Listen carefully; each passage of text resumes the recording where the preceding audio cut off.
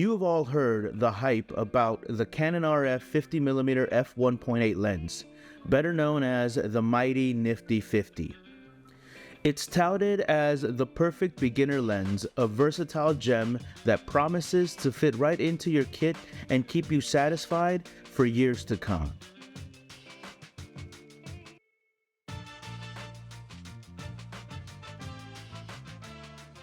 But what if I told you that this lens will fall short of all of your expectations? Today we're talking about the disappointing reality of the Canon RF 50mm f1.8, the nifty 50. I also have some example images and some footage taken from earlier today. More than likely, this lens is going to be the first lens you buy when you enter the Canon R system. You're going to be eagerly unboxing the Canon RF 50mm f1.8 filled with anticipation and excitement. But very quickly as you start using it, you realize that this lens is mediocre at best. It just doesn't live up to all of the promises, leaving you with a sense of disappointment. The issue that I have with this lens isn't just about the lens itself. It has to do with how people have hailed this lens as a good buy simply because of its low price. But let me tell you, my fellow creatives, there's a lot more to a good deal and a good bargain than just the price tag alone. Before we continue, if this is the second or third time that you've seen me and you haven't subscribed yet, then consider doing so right now. It's free and it really helps this channel grow. One of the first letdowns that you'll come across with this lens is the underwhelming autofocus performance. While trying to shoot through subjects, the lens was having trouble locking on to what I wanted it to lock onto. Why I bring that up is because I don't seem to have that issue with any of my other STM lenses, and I have several of them. Additionally, Canon claims on its website that it has a quiet stepping motor, and although it is quieter than the EF version, I didn't experience a totally silent motor. What I experienced was rather loud, and it was hindering my ability to capture clean audio. Although I don't use much scratch audio, I prefer to use a dedicated mic. I know that many creators like to use a hot shoe mic, and the STM motor noise will definitely be picked up by that for sure. Here is an example of that audible sound from the Rode mic that I have on top of my camera.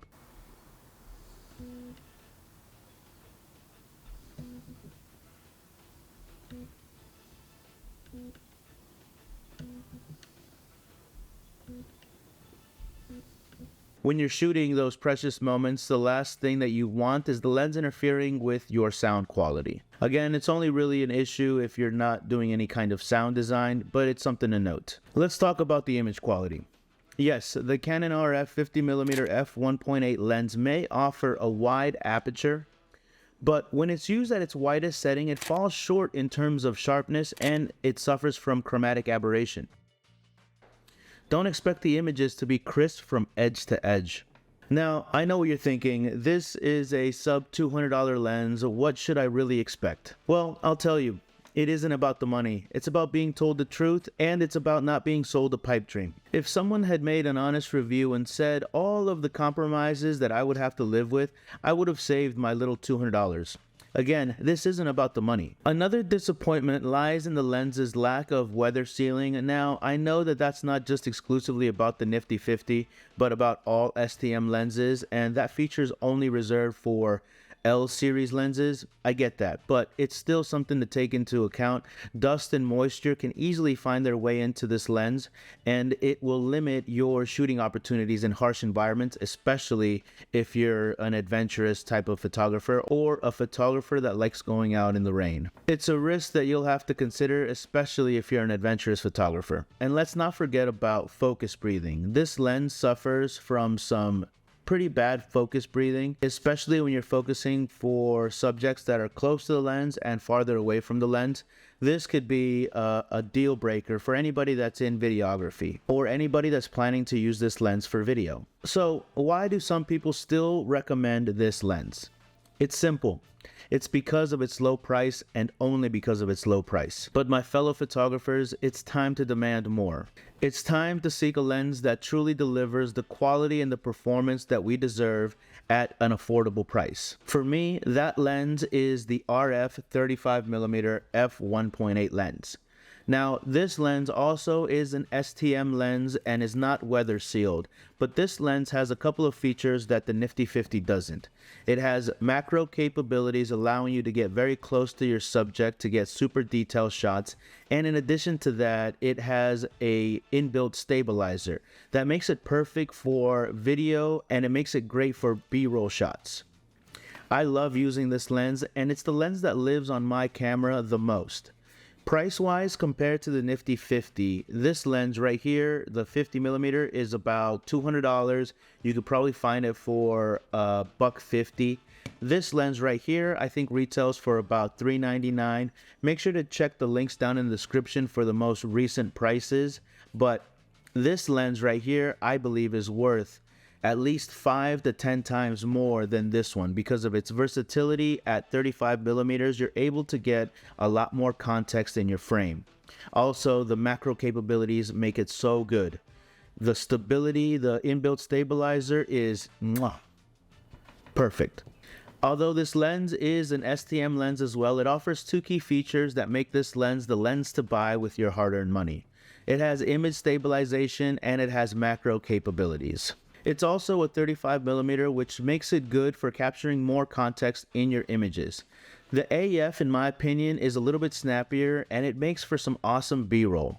The RF 35mm lens is a lens that spends the most time on my camera because of all of these features. It's so versatile and it's not much more expensive than this guy over here. I wish that I would have not spent the money on this and put it towards this lens. The 35mm F1.8, it's light, cheap, versatile, and it has image stabilization. It's absolutely perfect for everyday shooting and beginner photographers. Remember, photography is an investment into your passion, and sometimes investing a little bit more upfront can save you from disappointment down the line. Instead of buying just this lens, I spent $200 on this one, and at the time when I bought this one, I think this was $499, $500. So in total, I spent around $700 for two lenses that I don't even use this one very often at all. I would have just spent the original $500 or $400 now and been a million times happier. This lens I'll probably never get rid of because on the used market, the Nifty 50 is so abundant that I'll be lucky to even get $100 off of this, maybe $75, and it's worth more to me to keep it than it is to sell it. Remember, photography is an investment in your passion, and sometimes investing a little bit more upfront can save you from the disappointment down the line. I know that I was definitely disappointed in this lens. Don't settle for mediocrity just because of a low price. The point and the purpose of this channel is to help you navigate the often confusing and very expensive world of photo and video creation. I am to educate and share my experiences with anyone that's willing to listen. If you like this video so far, make sure to give it a thumbs up. It really helps this channel grow and it helps get this channel and video out to more people. Don't click off just yet. Now that I shared the cons of the Nifty 50, let's talk about the pros of this lens. And there are only two, so I'll make it short. The number one thing that this lens has going for itself is the price. It's priced so aggressively that it is very difficult to ignore that it's probably going to be the first lens that most new creatives are going to buy. The second thing and the last thing that this lens has going for itself is the fact that it is much better than any kind of kit lens around.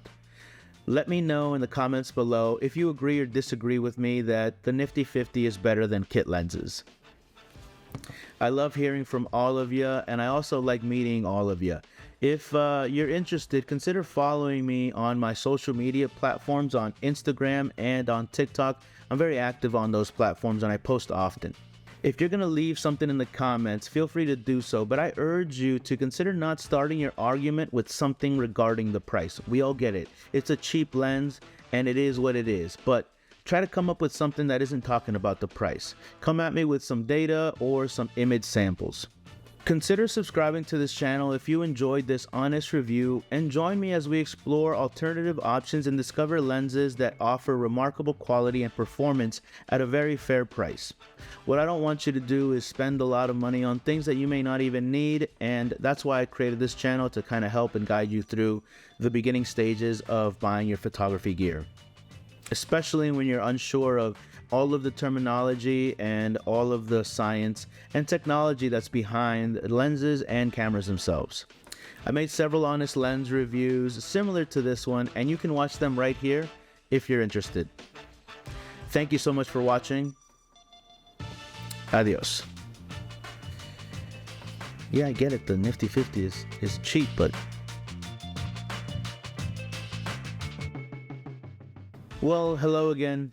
I have some fantastic news. As of the recording of this video, I just met all the requirements to apply for the YouTube Partner Program, and my application is under review as we speak. I want to take a moment to say a million thanks to all of you watching these videos, especially the ones that stay all the way to the end. You are the real ones. Make sure to leave a thumbs up and a comment down below just so that I can say thank you to you personally. I am truly humbled and honored to have all of you here with me, especially all the way to the end of the videos. Gracias, amigos. If you're new to my channel, this is the first time you've made it all the way to the end, I typically reserve the last few moments to catch you all up on the happenings of my life. This past week, I decided to take a trip back home to visit family. I have a new baby niece that I haven't met yet, and she's turning 1 year old, so I will be traveling to my hometown. Let me know down in the comments below if you'd like me to make a video about what it is that I pack for a weekend photo shoot. This past week has been a whirlwind of good news for me and my life. Things are looking great.